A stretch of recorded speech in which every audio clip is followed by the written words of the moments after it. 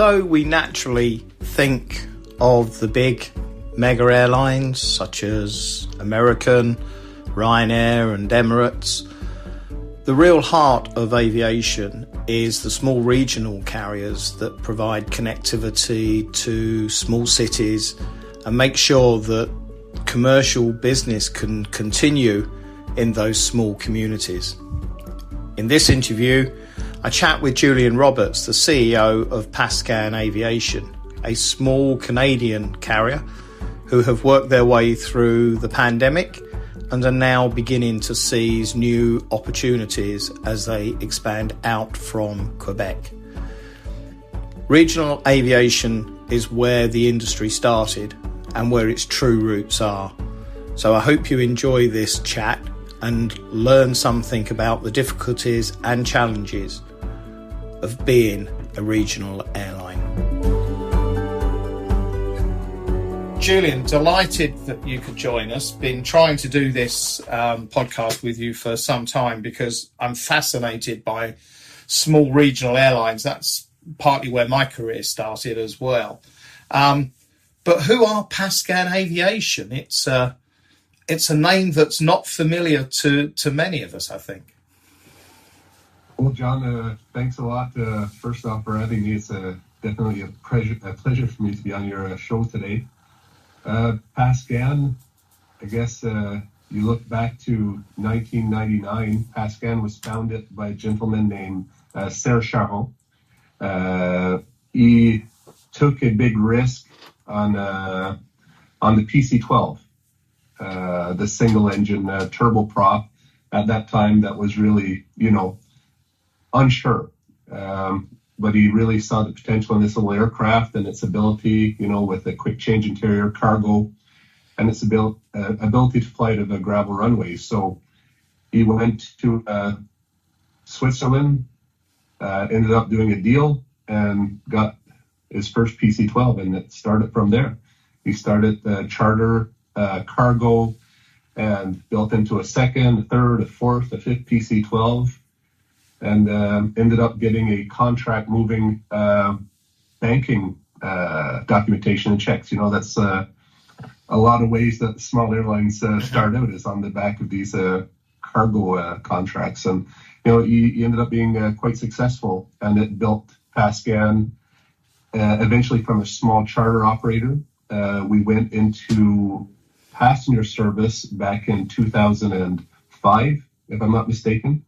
And there we brought on a couple of King Air B100s, migrated over to the British Aerospace Jetstream 32, and then into the ATRs. Over the years, we set ourselves up to be, pretty much the regional airline in the southern part of the province of Quebec. We were serving about 12 destinations at that time. We were unfortunately heavily reliant in the later years, 2009, 2010, we had picked up multiple mining contracts, and we became heavily dependent on the mining industry, probably representing about 70% of our total business. So what happened, I guess in 2011, the mining industry kind of went flat. The price of iron dropped considerably. And having, done an all-in on this industry and on some government projects, how it works. You get heavily indebted really quickly in aviation, and the minute that light switch turns out and the passengers aren't on your planes, it comes difficult very quickly to pay that debt back. And unfortunately, Pascan ended up in a C-36 in 2014. So very unfortunate for the company because the potential was huge at that time. I think we had a total of 27 aircraft, different types, ATRs, Jetstreams, King Airs, PC-12s. We were very dominant in the province, but like this industry goes, you're up one day and the next you're down. It's really hard if you don't have some kind of a huge investor, huge government contracts to be able to pull out of a catastrophic setback like that. So the company ended up going into receivership. So I guess that's how I ended up owning the company with my partner, Yanni Gagnon. Throughout the C36. And the C36, I guess for people that don't know, in Canada, it's a bit like a Chapter 11 in the United States.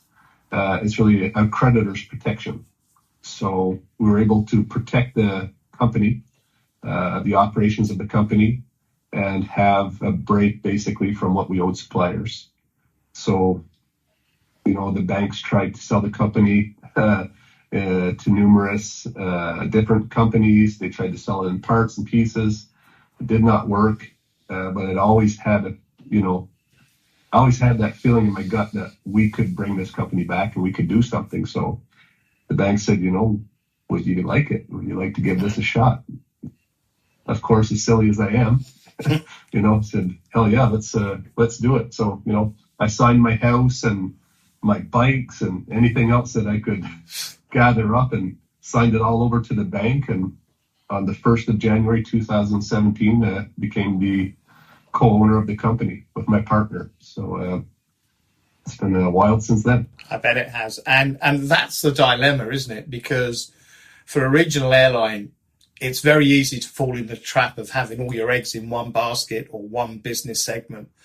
And yet at the same time, diversification, either into different travel demands and reasons or different destinations, is really hard, because then you become very thin, don't you? And you don't have that critical mass. It must have been a real lesson to have learned that for the business, even before you were there.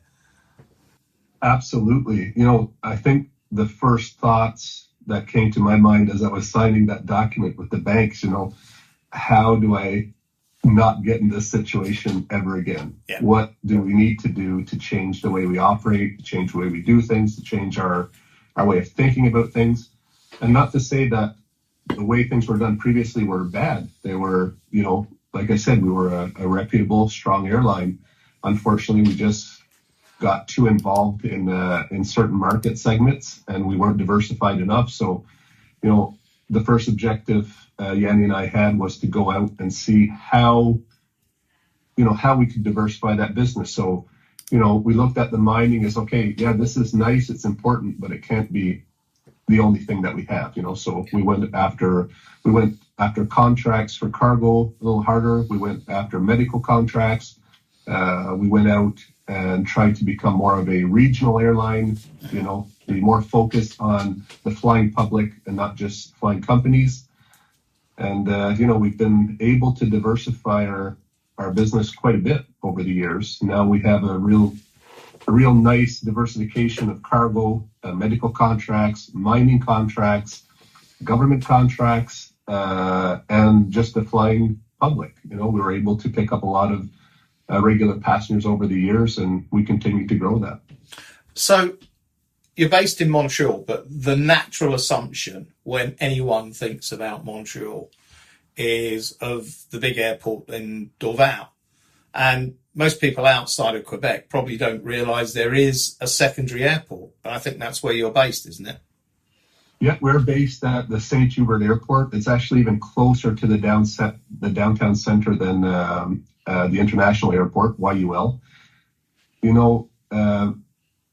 We were chasing these iron mines around for years, right? Yeah. And all this time we were sitting on a gold mine here at St. Hubert. We've been struggling for years to get the airport known. There's a new administration in place right now that's doing a fantastic job. We ended up moving a lot of our flights to Dorval during the pandemic due to the fact that we picked up interline agreements with Air Canada and Air Transat, and the fact that Air Canada pulled out of a lot of the regional markets. So, we had to provide the service to those regional markets for people going beyond Montreal, people traveling to the US, to Europe, across Canada. So we started operating in Dorval on June 14th, 2021. And I think it's been the hardest thing that we've done so far. It is not easy, getting up now with a Saab 340, next to these Airbus and Boeing aircraft, we're really small fish in a really big tank, and adapting to that has been really challenging, I have to say. And I mean, that date is probably about the epicenter of COVID-19. And how on earth did you survive that event? Because lots of airlines, bigger and probably better strapped than you were in terms of cash and resources, had to go to their governments to help them out. How did you work your way through all of that? Well, John, I'm going to be brutally honest, and I hope I don't come off looking like a baby after this one. But I have to say, in April of 2020, I'd come home one afternoon. I think it was like a Friday night. We had just laid off about 70% of our workforce. I kept a skeleton crew of pilots, mechanics, our QA and SMS manager in place. And, what are we going to do to survive? So we brought it down to 2 aircraft flying only, really just to, try to tough it out. We never expected that this was going to be something that dragged on for 2 years. We thought, maybe 6 months, we've got to try to get through this. But, when you come in on a Monday and you've refunded more tickets than you actually sold, the realization sets in pretty damn quickly that, this is going to be tough. We're not going to get through this. So, as I'm sitting there in my living room at my house and, poured up a nice water glass of rum, thinking that, man, I'm going to lose absolutely everything that I've worked for the last 26 years, my home. I really saw that, this was the end. And, at that moment, I received a call on my phone from our provincial government here. And, to my disbelief, they said, Mr. Roberts, we see you're still operating. We really need your help. Wow. So that depressive glass of rum turned into a celebratory glass of rum pretty quickly. And that following week, they advised us that they were putting a special program together to help keep regional aviation aloft in Quebec, because basically, and really honestly, we're considered as a bridge to a lot of these regions. So we have regions that we fly into that actually have no roadways, like the Îles de la Madeleine. It's an island. Mm-hmm. So the only way in and out is by boat or airplane. And if you need things quickly, medication, supplies, it needs to be by airplane. And we have a lot of regions that are, in that kind of a situation. So the government put a program in place called the Essential Service. The acronym, I can't recall off the top of my head right now what they called it, but really it's an essential service program that helped us keep our break even. A minimum amount of flights. We were allowed to do 24 flights a week, and it kept the lights on. So we were able to survive, continue our growth with some other, I guess you could call it partners that we have in the U.S. One specifically, Jetstream Aviation Capital, that came up in the middle of the pandemic. We pitched them our plan, what we were going to do, the opportunities we saw coming out of the pandemic. And, these guys, they completely believed in us, and they offered us 6 Saab 340s. And they delivered them one by one, starting in June 2020. And I'm still taking deliveries today. They trusted and believed in us. So we were able to keep our business afloat with the Essential Service Program. And at the same time, with our partners at Jetstream Aviation Capital, we were able to continue growing our business into a new platform. So, we're very fortunate because, that Friday night, the way I saw things and the way they ended up turning out, I think I'm, probably one of the luckiest airline owners in the world today. I really have to admit that. And it's really due to a lot of quick thinking, and trust from our government and also from our partners down in Miami.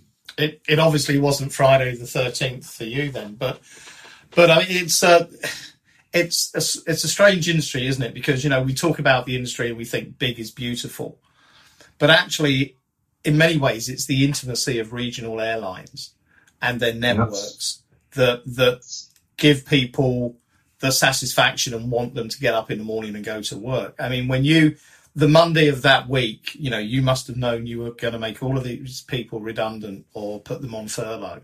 And yet you probably knew them all by name, and their families. And, they were as much family members as employees. It's a horrible situation to find yourself in. Yeah, I have to say, I don't even think horrible is the word, because I moved to Montreal. My whole dream since I was a kid was aviation, and I didn't care what it was in aviation. I wanted to be a pilot. I wanted to be a mechanic. I wanted to be an air traffic controller. I wanted to build aircraft. I was just infatuated by this industry since I think my parents brought me on my first airplane ride when I was 8 years old, and I have to be, I have to say I never really looked back since then. It was something that stuck with me, and it could never be taken away. And still yet today, after all we've been through, getting up in the morning and coming here, it's as stressful, adrenaline, but for me necessary. I'm drawn to it. And that all being said, when you love something that much, obviously it really is like family. And all of the employees here at Pascan, they are all a part of my family, and having to let them go, do layoffs, it has to be one of the hardest things to do. Even though we had absolutely no control in the pandemic, I know these people who've just had babies, they just bought a house, they just bought a car. It was really a difficult time, and thank goodness I was able to bring every single one of these individuals back. I told everybody, I brought people in the hangar. I don't rely on a RH or a human resource to go in and do the dirty work. When these things need to be done, I prefer to do them myself. And I made a promise to everybody that I would do whatever I could in my power to make sure that I brought everybody back. And, we went down to 43 employees, and we didn't only bring everybody back. We actually increased about 60 employees in the last year. So we're almost at 200 employees today. Wow. So you survived, which is great. And that's why we're talking to you now. But I mean, during that time, there was a lot of people said, and I guess they're right, never miss an opportunity in adversity. And with all of the sort of stuff that was going on around you, was part of you thinking about, okay, what is the opportunity here? How can we both get back to having all those employees with us, but how do we grow out? How was your thinking shaping at that moment in time? Pretty twisted, I guess. Yeah, absolutely. I'm sure. Yeah. Yeah, it really was, because, I saw what was happening and how difficult it was on a small company like Pascan. So I could only imagine how difficult it was on the rest of the industry, on the bigger companies, on the international airlines, on my competitors, everybody that had a lot more into this than us. And the only thing that I could see really was an opportunity to be on the same playing field as everybody for once. So I was no longer just the small fish in the tank or the small plane on the tarmac. I saw us as being on a level playing field for the first time.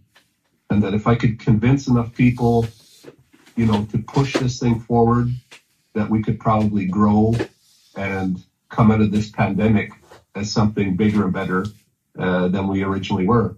And I really think that's where we're going to be. So we've been able to secure ourselves in our position and assets and aircraft and employees, and I think we'll make a good go at it. So what is that plan? Because you've been very much a regional carrier in Quebec.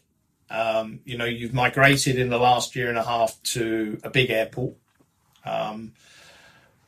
You've suddenly got to start working with international airlines, which you previously perhaps have not had to work with.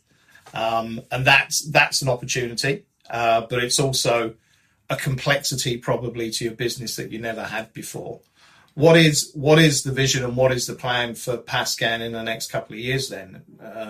Is it to move and end up with a couple of A380s, or is that slightly too ambitious at the moment? Well, I don't lack ambition, I could tell you that, but probably not the A380s. Okay. But we do have a lot of plans, a lot of dreams, not all that I can share with you today, but, some things that I can really, talk about and that we're really open with is, increasing our regional footprint. So, we want to offer a better service to our province here in Quebec. We've struggled for the last 20 months due to the pandemic. We've had labor shortage issues, we've had equipment issues, we've had, just getting the delivery of our aircraft. It's taken about 12 months longer than we had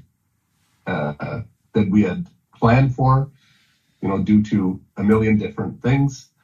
But we really want to better what we're doing in our current network and start to grow into other provinces. So obviously, we're starting our first move in Kingston coming up here in September. It'll be our first Ontario destination. We're really excited about this. Kingston was previously served by Air Canada. Air Canada pulled out in the pandemic and left this opportunity. So, we really wanted to jump on that one really quickly, which we did. And we hope to continue to grow out into Ontario to, the smaller, unserved or poorly served markets. The population is in Ontario. A lot of people live within short flying distances compared to what we are here in Quebec. We have some limited or smaller towns and villages that we fly to that are really far away. So, our natural move will be towards Ontario. But then eventually we're also looking at different destinations in the Maritimes. Again, there are some really beautiful spots that have poor service or no service at all, and we really want to start moving into those markets, grow our regional airline, and hopefully one day become our own feeder. Uh-huh. And feeder is an interesting word, because actually your value to the Air Canadas, the Air Transats, the WestJets of this world has increased significantly by one, moving the airport to Dorval, but more importantly because those are regional markets that tend to have quite high yield traffic. How do you find working with the big airlines? Is it difficult? Are they accommodating? How have you found that transition to moving up into secondary school and playing with some of the bigger boys? Yeah, well, you really understand your position quickly. You find out really quickly where you are in the food chain. Even if you know it, it becomes pretty apparent. But I have to say, I think all the airlines around the world right now, they're taking a different approach and a different look at things. So everybody needs to change. Everybody needs to adapt. And although we're a small fish, like I keep saying, we still have had, a lot of great discussions, a lot of great conversations, great support, from the Air Canadas, from the Air Transats.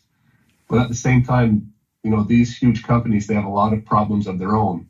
And it kind of puts us in a situation like, yeah, we're there, but, we're not that important. Yeah, there's always another issue. One day we may be important, but right now, and I can understand, I know what we've gone through as an airline, and I can just imagine what these bigger airlines are going through. So, we've got virtual interlines in place right now with Air Canada and with Air Transat. We expect to go to true interline agreements, hopefully before the end of this year or early next year. I think that will help significantly for people wanting to book, different regions where you can book directly on, an Air Canada or an Air Transat website. Uh-huh. I think that'll really help us as a regional airline and help them for feed. But again, it's there are a lot of important things happening in these big boxes. So yeah, and I guess, well, I know because I read the stories. One of the biggest challenges everywhere in the world at the moment is skilled resources and finding people either with the experience or the desire to learn and come into this industry. It's never been the best paid industry. How have you found that? Is it a benefit to be a small local airline within a community, or are people attracted by big jets, intercontinental licenses, and all of the attractions you can have from sort of that perspective? yeah, well, being the underdog, it comes with its challenges, and that doesn't stop at the personnel shortage. So and again, I completely understand. A pilot, if they're lucky enough, they can do their training and have it paid through, one of the SAGEPs or the colleges. And if you're not that lucky, you have to pay it yourself. And these kids are getting out of pocket up to $80,000 now. It's a huge, huge Wow. burden. It's a lot of money, and somebody that really goes and does that at 17, 18, 19, 20 years old, they go out and indebt themselves like that, is because they have a dream, they have a mission, and they want to, they want to obtain their objectives. And, it's not just to fly an airplane. It's like, you compare it to a hockey player, you're playing in the juniors, but you really want to get to the NHL. Yeah. At the end of the day, you want to be playing with the Montreal Canadiens or the Toronto Maple Leafs or the Boston Bruins or whoever it may be. And it's kind of the same thing. So, one of our biggest assets here at Pascan is our ability to train pilots. Our training program is very robust. But that has a downfall for us because we become pretty much, the number one target for the big guys. So, Air Canada, Air Transat, Sunwing, these guys will come directly to Pascan, and these pilots will leave here and fly directly an Airbus or a Boeing when they leave here. So we have a very strong training program. So, when these guys move out of Pascan, they're already, feeling comfortable in the structure of these bigger airlines. So pilots is one thing, looking for just people to work at customer service. Like, you can just imagine what customer service is like today in aviation. Yeah. It is a disaster. And I did that job too for years. I worked the front lines, I worked the counters, I worked the ramps. And, I know what these people are going through. It's just continuous delays. We have baggage issues, we have supply issues, we have mechanicals. It's a really tough time to be in aviation.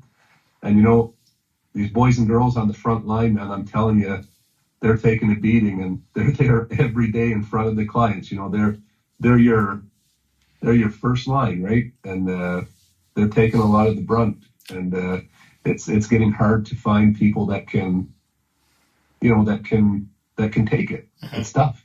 Yeah. When people fly, when people travel, there's already a lot of adrenaline, So when you're going to take a flight somewhere, you're on a time, you're worried about security, you're worried about this, you're worried about that. A lot of people are even nervous to fly. So, that level of emotion is already really high. So when you get in front of that counter agent and there's an interruption and a change in your schedule, that's just a recipe for. Yeah, that's just turns the heat up a bit more. Yeah. So Julian, you've worked in the industry most of your career, and you've worked in different roles. Which is the one that's given you the most personal satisfaction? Is it the dispatch of an aircraft on time and closing the office door at the end of the day, knowing every flight departed on time? Is it, taking another couple of 100,000 or 1,000 bookings on a day? What is it that gives you the most buzz?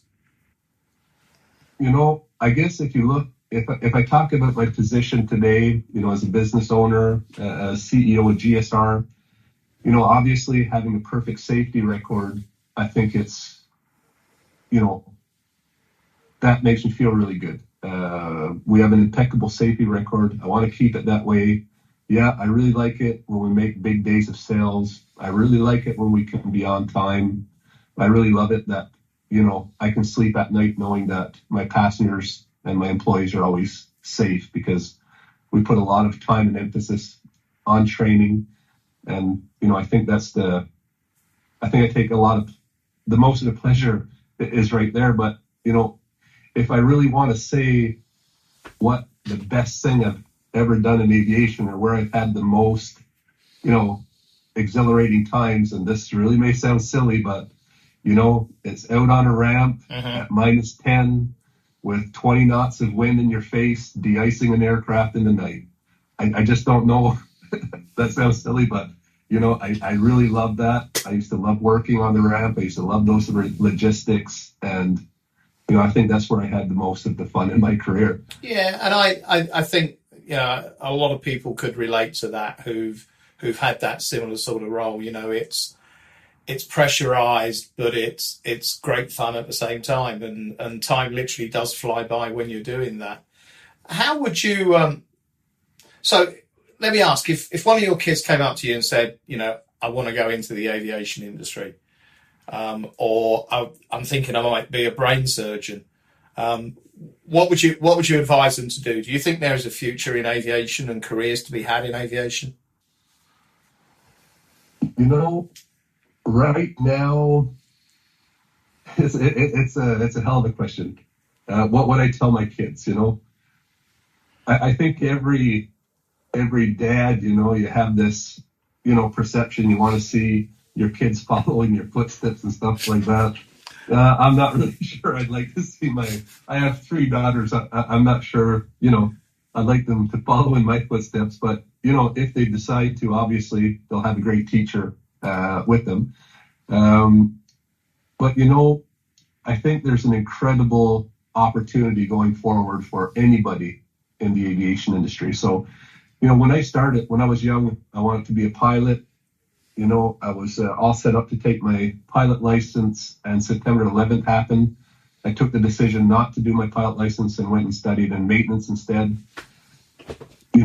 Back then, if you wanted to fly, you're making like $12,000 a year as a co-pilot. And I'm not talking back in the 50s and the 60s. Yeah. I'm talking in the late 90s and early 2000s. It was really difficult. And, if you look at it today, the change within under 15 years, the opportunity to be a pilot, to be a maintenance engineer, to be basically anything in aviation, if you have,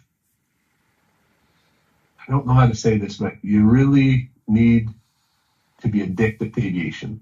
You have to have that love, because if you don't, it's not going to be the place for you, whatever you decide. Yeah. You really have to have that, whatever it does. Aviation, it drags you in, and there's nothing else you can do that would compare after. And if you can get that passion, to give you an example, I started out as a ramp agent, and I own an airline today. But I'm not going to say that was an easy path. No, it was a difficult path. Would I do anything different? Probably not, because the things I learned on that path could never be taught in any school.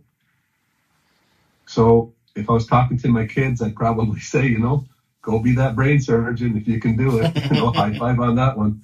But talking to anybody that, like as I was as a kid, looking always towards the sky, looking for those contrails, I'd say, this is probably the best time ever to get into aviation.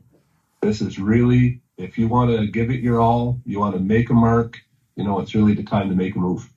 And I guess your problem was on the ramp, you smelt the kerosene too early. And once you've done that, exactly. You're addicted. The jet fuel mix, I don't know if it was the pressed or what, but, there's at a young age, I actually tried at one point to move out of aviation. But that lasted all of 6 weeks, and I came running back. I left the job at $20 an hour and went back to $8.50. I just, there was just nothing else for me to do, and I really didn't care what I was doing as long as I could be around the airports, around the airplanes. I didn't care what it was. At some points, I was doing 2 and 3 jobs. Wow. You know, I'd work 7 days a week. I did that for years.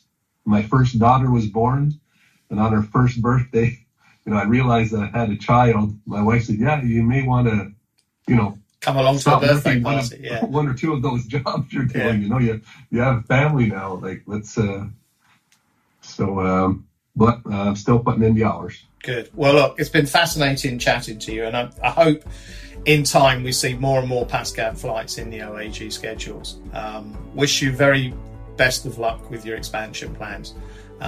Sounds like you've got, you know, the right team behind you. You've got the right strategy, and hopefully that's going to be successful in the next couple of years. So, Julian, thank you very much indeed. Hey, John, thank you so much for the opportunity.